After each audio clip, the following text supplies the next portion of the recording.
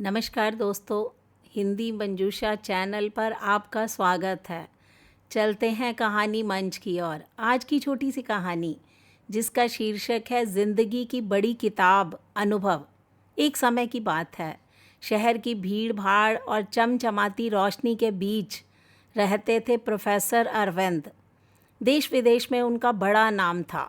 मंच पर खड़े होकर वो ऐसे ऐसे तर्क देते कि लोग दांतों तले उंगली दबा लेते थे।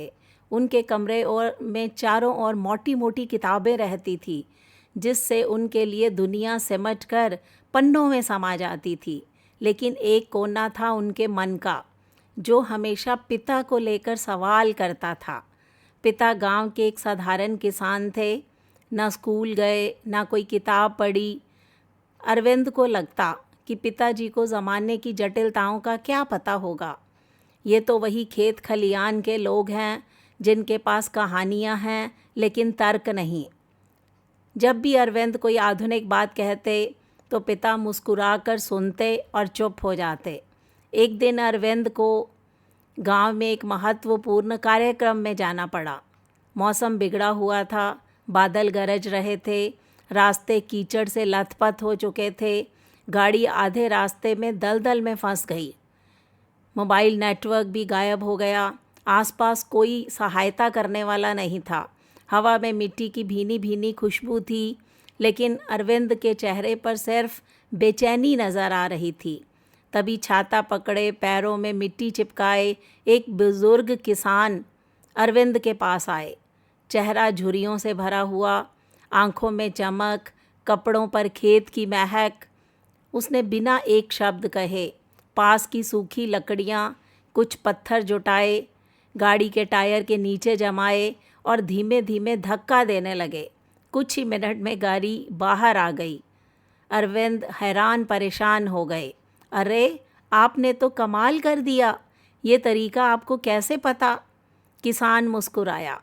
बाबूजी, किताबें दिशा दिखाती हैं, लेकिन गीली मिट्टी से कैसे निपटना है ये खेत हमें सिखाते हैं।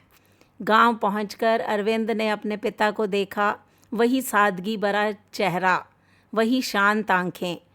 आज ना जाने क्यों अरविंद का सीना नम हो गया। वे आगे बढ़े, पिता के पैरों का स्पर्श किया। पिताजी, धीमे स्वर से कहा, आज समझा, डिग्री से बुद्धि आती है लेकिन अनुभव से समझ आती है।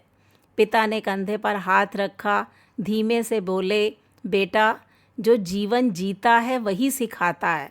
किताबें ज़रूरी हैं, मगर अहंकार के साथ ज्ञान भी अज्ञान बन जाता है। अनपढ़ होना कमज़ोरी नहीं है।